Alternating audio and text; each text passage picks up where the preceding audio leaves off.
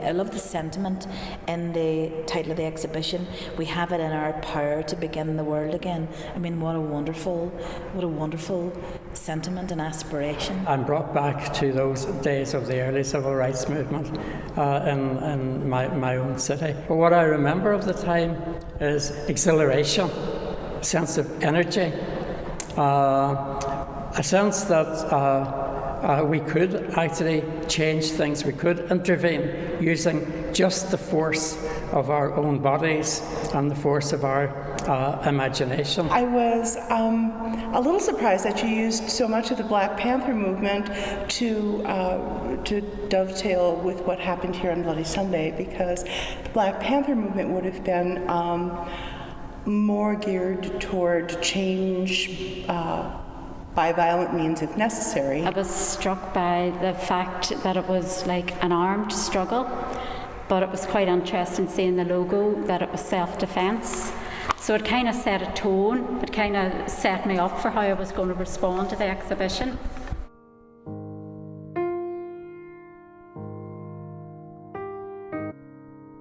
My favourite piece would be the animation of the shadow puppets. I like the way they have the hands in it as well as just the puppets. It's a nice effect. It's just, I've been in there 3 times. It's absolutely stunning. I can't believe you can do something so alive with bits of paper and sticks, and the story is so shocking and obviously very, very typical of its time.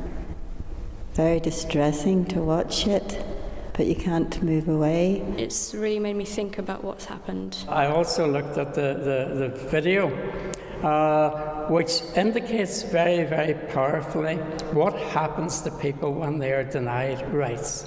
And what happens to them is that they are humiliated on a daily basis in different ways, so that there is a danger that they lose their humanity. The idea that kept coming up for me was that value on human life and how we can be manipulated a bit to think that our life is more value than someone else's. The piece that I find most interesting is the glass square, and I'm still thinking about the meaning or significance of it. The actual idea is fascinating, that you see this large piece of glass with nothing there, and then unexpectedly, whenever you walk to the side, you do see the figure. The person themselves might feel that society is not seeing them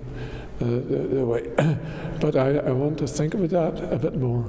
I mean, there are other people that I would consider tend to be invisible, like an elderly woman in a group. So I thought that piece was really interesting. It forced you, in order to see that, to walk around and look at it from a different point of view, to have a look at that. Further along, there's a poster, and it's talk about contrast.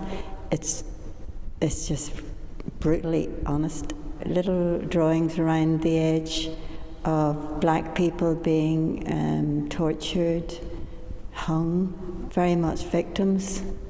And in the middle, there's a drawing of a woman, a black woman standing. She's standing with a gun in her hand, and she's called Live Nigger. All the other wee drawings are Die Nigger, and she's, so it's just so necessarily brutal and to the point. What I liked was that you have a blank, almost a blank piece with plain writing, I am a man, and then next to it there's different definitions and just sort of pointing out different parts of it. And it just showed how much there is to something. A black man, a black woman in very typically American costumes, looking really kind of constricted, and they're willing to play their part in that country, but they're being forced into these strange kind of costumes. Mark Bradford's work, it's a very complicated collage, and it kind of lost me. I know the issues are complex. I know the systems that we live within are very complex. The work of artists is often to help us understand some of the complexities, and sometimes I think the artists who give us the most complex work doesn't really clarify anything or move any of us along. Looking at the newspapers, I could nearly hear voices. When you see the newspaper, like that's real life, that was what was going on. I was more sense of what was lying behind their struggle. It was about equality, looking for housing, education, health. It was a real people's voice I could hear. Even when we are trying to right the wrongs and build a fairer society, the urge is always for somebody to be on the bottom. And it's almost, in order to make myself fit in, I'm going to put someone else down. And so instead of minorities supporting one another, we actually put each other down so that the one can come out on the top of the other. So yes, the piece looks humorous, but for me that was what the deeper meaning of that piece was about. I think it's quite difficult to explain something like that to a small child that's not had any background or any kind of history to go on, because something like that's reproduced and represented. Yeah, because it only makes sense really if you know the original context of the images and the fact that they are being switched around from their original meaning. Yeah. Without that original meaning, why is that funny? The piece is not the same thing. Why is it funny when you're 10 years old? It's the most powerful thing that I've seen is this exhibit just behind me. And part of the reason that I am much taken by it is its directness.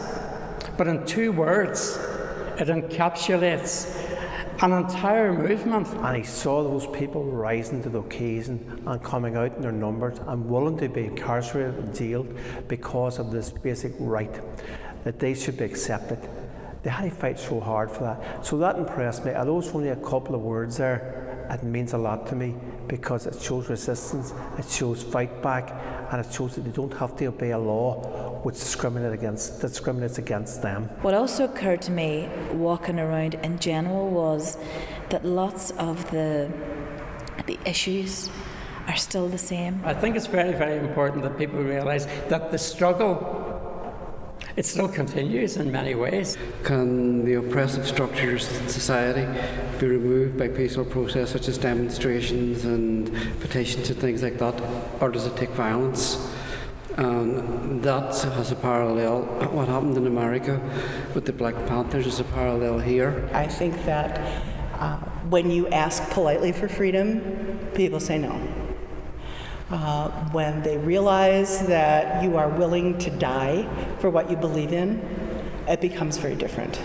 We're one human being raised together, and we have far greater potential and more power when we collectively engage together for rights and working class issues and women's issues and inclusion of every group in society.